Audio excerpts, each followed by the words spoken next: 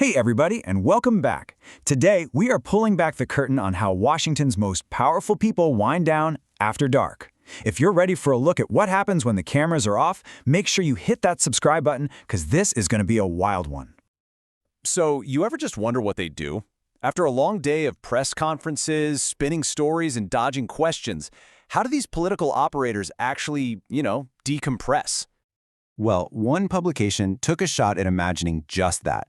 And I gotta be crystal clear here, folks, this is satire. This is not a real diary. What it is, though, is a hilarious and kind of out there imagined nightly routine for Karoline Leavitt, America's youngest ever press secretary. So let's get into it. All right, first up, Section 1 is called Prepping for the Press. And you might be asking, isn't this supposed to be about winding down? Well, you'll see. According to the article, it all kicks off with setting the mood.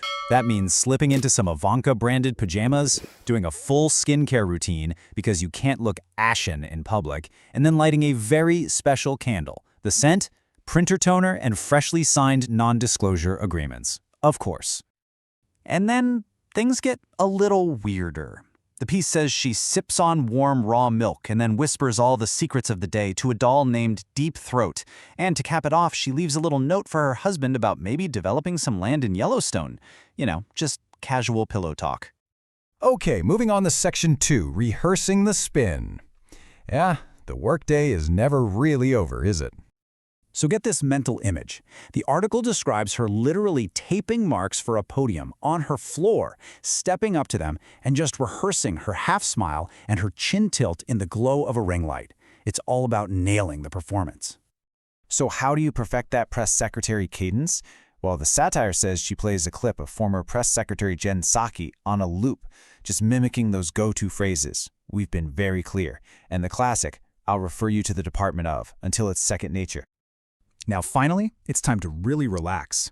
Welcome to Section 3, the C-SPAN detox. You know how some people listen to whale sounds or rain to chill out? Well, her version of white noise is apparently a subcommittee debate on dental reimbursements playing on C-SPAN. That phrase, the gentleman's time has expired, that's supposedly the sound of pure relaxation. And the detox doesn't stop there. There's also some bedside meditation.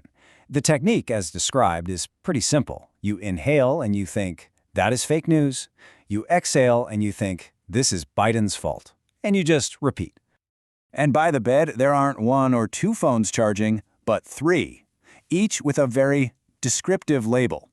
You've got the Loomer phone, the crisis phone, and one just labeled with the political nickname Cankles.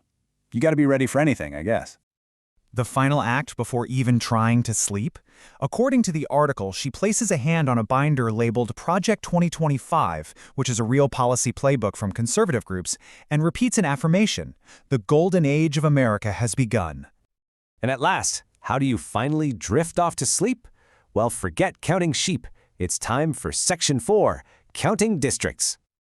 Yep. The satire suggests that instead of counting fluffy sheep jumping over a fence, she just mentally redraws congressional districts in Texas. A little gerrymandering to lull you to sleep. But the sleep doesn't last long, because the job never, ever stops. There's a 1 a.m. alarm that's a false alarm, then a 2 a.m. alarm to check on a Truth Social rant, and a 3:30 a.m. alarm for a new windmill conspiracy. It's relentless. So what's the takeaway from all this craziness? Obviously, this isn't a real wellness guide. It's a satirical look at what politics might feel like in 2025. It's all about the nonstop 24/7 performance of it all, where the line between your public job and your private life has pretty much vanished. So, I've got to ask you, what do you think? Is this just a hilarious takedown of modern politics, or is it a spooky glimpse into the future of political prep? Let me know what you think down in the comments. And hey, if you enjoyed this explainer, smash that like button and subscribe for more. I'll see you in the next one.